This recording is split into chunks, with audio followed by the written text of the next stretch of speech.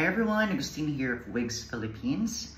So I have here a full lace wig. So this is just a quick demo of full lace wig. Alright, so this is the full lace wig. I don't really recommend this kasi mas nire-recommend ko talagang lace closure than hair wraps at the back. Kasi mas matibay yun, mas mura ka. This one is more expensive and medyo mas fragile siya because it can tear.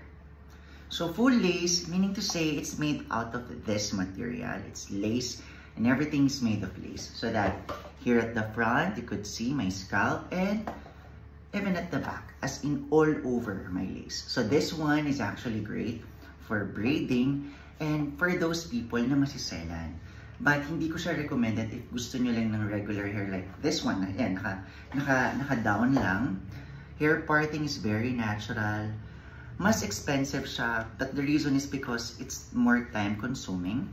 So again, all over lace yan. So kahit saan mo hawiin, anit po ang makikita nila. So the hair used on this wig is a permanent silky straight. So this is what the hair looks like even after washing. So bagsak na bagsak, flat na flat. And ito yung hair ng typical Filipina.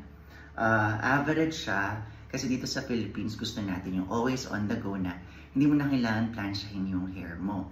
And if ever naman na you want volume, you can use blow dryer or you can use curling iron to give it some style during big days or big events. So ayan, this one is a full lace. So this is just a quick short video kasi ito yung kakatapos ko lang siya gawin. This one will be turned into a pixie, just like this one. I know ang daming hair mawawala. But it's very difficult for us to ventilate here if we use short hair. So, marami talagang masasayang na po. This is also good for bob. But if okay sa inyong tusok-tusok na style, this is perfect. Again, this one is full lace.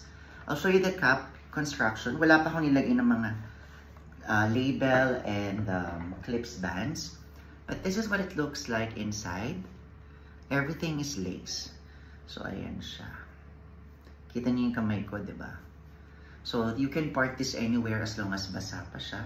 And you can also do braids. So, ano pa bang sasabihin ko? But this one is one of the most beautiful cap construction and very easy to manipulate, especially if you wanted a lot of hairstyle. Right, so thank you so much for watching. And if you are interested in getting a hair from us, please do visit my Facebook page. Just search Wigs Philippines. With the WP Agustin logo. And you can check our website, wigsph.com, our Twitter, Wigs Philippines, our Instagram, Wigs Philippines, and on TikTok, Wigs Philippines. Alright, but I'm more active replying on Facebook. Right, so see you there. Have a great day, one. Bye!